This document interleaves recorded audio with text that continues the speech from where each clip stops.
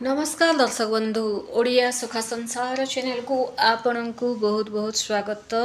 कन्या राशि अगस्ट मासर मासिक राशिफल वीडियो अटे। यही वीडियो रे आपणकर कैरियर शिक्षा स्वास्थ्य लव रिलेशन मैरिड लाइफ सब किपर रहिबो एवं अशुभ ग्रहर प्रभाव को खंडन करबा पई कौन प्रतिकार करबा आवश्यक, एही मासरे केउ जगह सतर्क ही रहबा आवश्यक एवं केउ रंग आपणक पई शुभ रहिबो, यही मासरे केउ देवी देवता को पूजा कले आपण काम बनिब, केउ रंग ठारू दूरे ही रहिबा आवश्यक, सबकिछि गोटे गोटे करी मु आपणक सह आलोचना करिछि एही वीडियो माध्यम रे। कन्या राशि अगस्ट 2024 टी कन्या राशि व्यक्ति विशेष मानक पई बुद्धिमत्ता, योजनाबद्ध कार्य, आर्थिक संयमता एवं आत्मसमीक्षार मास रहिबाकु जाउछि फ्रेंड्स।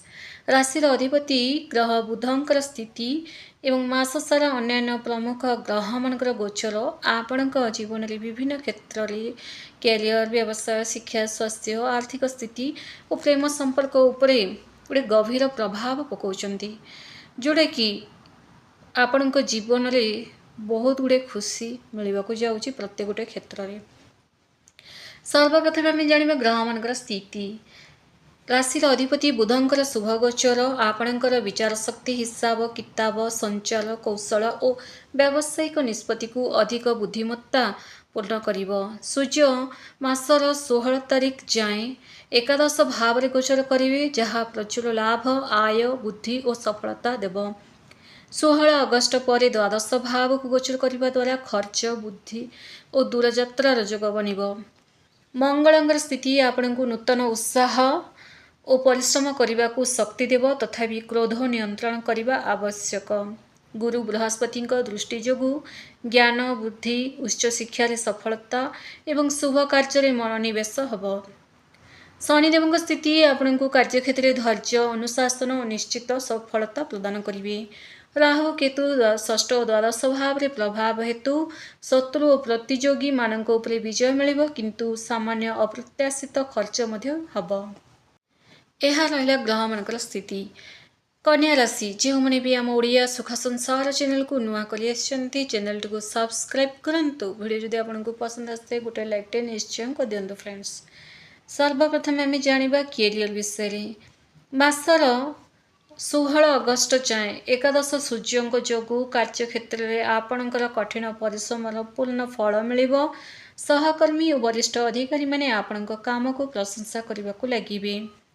चाकरी रे स्थायित्व आसीबो, आपण को कोनोसी गोटे बड़ प्रोजेक्ट हाथ को आसीबो। मासर 16 तारिख पर द्वादश सूर्यंकर गोचर जोगु विदेशी कंपनी किंबा दूर स्थान रो चाकरी चाहूतबा व्यक्ति को अनुकूल सुजोग मिलिबो। कार्यक्षेत्र में निज कार्य को समय सीमा भितर शेष करंतु, अलस समय को त्याग करंतु, समय अनुसार सब काम गुड़ाक करने को चेष्टा करंतु। सहकर्मी कथबार्ता बेले गोटे नम्रतार सह कथबार्ता हंतु। आसंतु वर्तमान आम जानिबा बिजनेस विषय। व्यवसायी मानक पई अगस्ट मासर 16 अगस्ट जाए अत्यंत लाभदायक रहिबो। विशेषकर अकाउंटिंग, आईटी, प्रकाशन, स्टेशनरी, कला और रप्तानी आमदानी व्यवसाय नियोजित व्यक्ति माने प्रचुर लाभ पाइबे। व्यावसायिक कार्य कर दूरयात्रार नूतन ऑर्डर किंबा चुक्तिपत्र प्राप्त हेबो। जो मैंने पार्टनरशिप रे बिजनेस करचंती आय व्ययर हिसाब स्पष्ट रखंतु फ्रेंड्स। गोलमाल करंतु नहीं, जहाँ द्वारा निवेश लाभदायक हब स्पष्ट रखिले। फाइनेंशियल विषय कहबा गले प्रथम 16 दिन अतिरिक्त आयर स्रोत सृष्टि हब, पुराना बाकी टंका फेरस्त मिलिबो।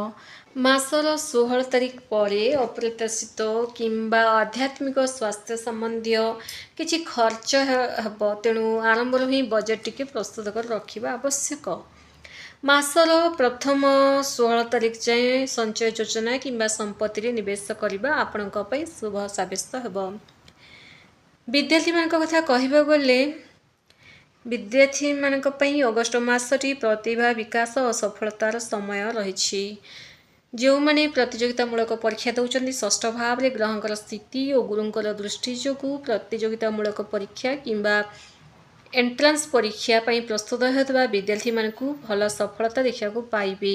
विदेश में पढ़ा को इच्छुक छात्र छात्री मानकु वीसा किंबा नामलेखार सुजोग मिलबार दृढ़ संभावना रही अछि। ଆପଣଙ୍କ ଏକାଗ୍ରତା ଓ ଗ୍ରହଣ ଶକ୍ତି ଅତ୍ୟନ୍ତ ତୀକ୍ଷ୍ଣ ରହିବ ଫ୍ରେଣ୍ଡସ୍, ଚାଲାକ ହେବେ। ସ୍ୱାସ୍ଥ୍ୟ ଦୃଷ୍ଟିକୋଣରୁ ଏହି ଅଗଷ୍ଟ ମାସଟି କନ୍ୟା ରାଶିର ବ୍ୟକ୍ତିମାନଙ୍କୁ ସାମାନ୍ୟ ସଚେତନ ଟିକେ ରହିବାକୁ ପଡ଼ିବ। ମାସର 16 ଅଗଷ୍ଟ ପରେ ଦ୍ୱାଦଶ ସୂର୍ଯ୍ୟଙ୍କ ଯୋଗୁଁ ସାମାନ୍ୟ ଆଖି ସମସ୍ୟା, ମୁଣ୍ଡବିନ୍ଧା, ପେଟ ରୋଗ କିମ୍ବା ନିଦ୍ରାହୀନତା ଦେଖାଯିବ। ତେଣୁ ସୁଷମ ଓ ସାତ୍ତ୍ୱିକ ଖାଦ୍ୟ ଗ୍ରହଣ କରନ୍ତୁ। ବାହାର ଖାଦ୍ୟରୁ ସଂଯମତା ଅବଲମ୍ବନ କରନ୍ତୁ। ଅତ୍ୟଧିକ ଓଭର ଥିଙ୍କିଂରୁ ଟିକେ ଦୂରରେ ରୁହନ୍ତୁ। ନିୟମିତ ୟୋଗା ଏକ୍ସରସାଇଜ କରନ୍ତୁ, ଟିକେ ସାଇକ୍ଲିଂ କରନ୍ତୁ। ଯେଉଁମାନେ ଲଭ୍ ରିଲେସନରେ ଅଛନ୍ତି ଏହି ମାସଟି ଅନୁକୂଳ ରହିଛି। ପରସ୍ପର ମଧ୍ୟରେ ବିଶ୍ୱାସ ବୁଝାମଣା ଭଲ ରହିବ। ଯେଉଁମାନେ ସିଙ୍ଗଲ ଅଛନ୍ତି ତାଙ୍କ ଜୀବନକୁ କୌଣସି ବିଶେଷ ସାଥୀଙ୍କର ଆଗମନ ହେବ। ପାରିବାରିକ କଥା କହିବାକୁ ଗଲେ ପାରିବାରିକ ପରିବେଶ ହସ ଖୁସିମୟ ରହିବ। ପରିବାର ସଦସ୍ୟଙ୍କ ସହ କୌଣସି ଧାର୍ମିକ କାର୍ଯ୍ୟକ୍ରମ କିମ୍ବା ଭ୍ରମଣରେ ଯାଇପାରନ୍ତି। ସ୍ୱାମୀ ସ୍ତ୍ରୀଙ୍କ ମଧ୍ୟରେ ସହଯୋଗ ବୃଦ୍ଧି ପାଇବ। ଜୀବନସାଥୀଙ୍କର ପରାମର୍ଶ ଆପଣଙ୍କୁ ବ୍ୟବସାୟ କିମ୍ବା ଆର୍ଥିକ କ୍ଷେତ୍ରରେ ଲାଭ ଦେବ। ବିଚାର ପୂର୍ବକ କରାଯାଇଥିବା କାର୍ଯ୍ୟ ନା ଫ୍ରେଣ୍ଡ ସଦା ସର୍ବଦା ସଫଳତା ଆଣିଥାଏ। ସେଟା ବିଜନେସ୍ ହଉ, ବିବାହ ହଉ, ଶିକ୍ଷା କ୍ଷେତ୍ରରେ ହଉ, ବିଚାର ପୂର୍ବକ କରାଯାଇଥିବା କାର୍ଯ୍ୟ ନା ସଦା ସର୍ବଦା ସଫଳତା ଆଣି ହିଁ ଥାଏ। ଜ୍ଞାନ ହିଁ ମଣିଷର ପ୍ରକୃତ ସମ୍ପତ୍ତି। ସମ୍ପତ୍ତି ପଛରେ ଦୌଡ଼ିବା ଆଗରୁ ନିଜ ପାଖରେ କେତେ ଜ୍ଞାନ ଅଛି, ବିଚାର କେତେ କରୁଛନ୍ତି ତାହା ଜାଣିବା ଆବଶ୍ୟକ। ଏବଂ ପ୍ରତ୍ୟେକ କଠିନ ପରିସ୍ଥିତି ଆପଣଙ୍କର ସହନଶୀଳତାର ପରୀକ୍ଷା ନେଇଥାଏ। ଧୈର୍ଯ୍ୟ ରଖିଲେ ସବୁ ପ୍ରକାର ବାଧା ଦୂର ହେବ। ଏବଂ ଛୋଟ ଛୋଟ ନା ପ୍ରଚେଷ୍ଟା ଓ ନିୟମିତ ହିଁ ଦିନେ ବିଶାଳ ସଫଳତାର ରୂପ ମଧ୍ୟ ନେଇଥାଏ। ଆଜି ଆପଣଙ୍କର ଛୋଟ ଏକ୍ସରସାଇଜ କାଲିକି ଆପଣଙ୍କର ବଡି ଷ୍ଟ୍ରକ୍ଚର ହିଁ ଦିନେ ବଦଳାଇ ଦେଇଥାଏ। ବୁଝିପାରିଲେ? ତେଣୁ ଲାଇଫରେ ଏସବୁ ନିହାତି ଆବଶ୍ୟକ। ଆପଣଙ୍କର ଚିନ୍ତାଧାରା ଯେତିକି ସକାରାତ୍ମକ ହେବ ନା ଫ୍ରେଣ୍ଡସ୍, ଆପଣଙ୍କ ଜୀବନ ସେତିକି ସୁନ୍ଦର ଓ ସମୃଦ୍ଧ ହେବ। ତେଣୁ ସବୁବେଳେ ପଜିଟିଭ୍ ଥିଙ୍କ କରିବା ଆବଶ୍ୟକ। ଆସନ୍ତୁ ଜାଣିବା କ'ଣ କରିବା ଉପାୟ। ପ୍ରତ୍ୟେକ ବୁଧବାର ଦିନ ଶ୍ରୀ ଗଣେଶଙ୍କୁ ଦୁର୍ବ ଘାସ ଓ ମୋଦକ କିମ୍ବା କିଛି ଲଡୁ ପ୍ରସାଦ ଅର୍ପଣ କରନ୍ତୁ। ପ୍ରତିଦିନ 108 ଲେଖା ଓମ୍ ବୁମ୍ ବୁଦ୍ଧାୟ ନମଃ କିମ୍ବା ଓମ୍ ଗଣ ଗଣପତେ ନମଃ ଏହି ମନ୍ତ୍ର ଜପ କରନ୍ତୁ। ଯଦି ଆପଣଙ୍କୁ ଓମ୍ ବୁମ୍ ବୁଦ୍ଧାୟ ନମଃ ମନେ ରହୁନାହିଁ, ଭୁଲି ଯାଉଛନ୍ତି ଏହି ମନ୍ତ୍ରଟାକୁ, ତାହେଲେ ଆପଣ ସହଜ ଉପାୟରେ ଓମ୍ ଗଣ ଗଣପତେ ନମଃ ଏହି ମନ୍ତ୍ରକୁ 108 ଲେଖା ଜପ କରନ୍ତୁ। ପ୍ରତ୍ୟେକ ବୁଧବାର ଗାଈକୁ ସବୁଜ ଘାସ କିଛି ପନିପରିବା ଖାଇବାକୁ ଦିଅନ୍ତୁ। ପ୍ରତିଦିନ ସକାଳେ ସୂର୍ଯ୍ୟଦେବଙ୍କୁ ତମ୍ବା ପାତ୍ରରେ ଜଳାର୍ଘ୍ୟ ଦିଅନ୍ତୁ।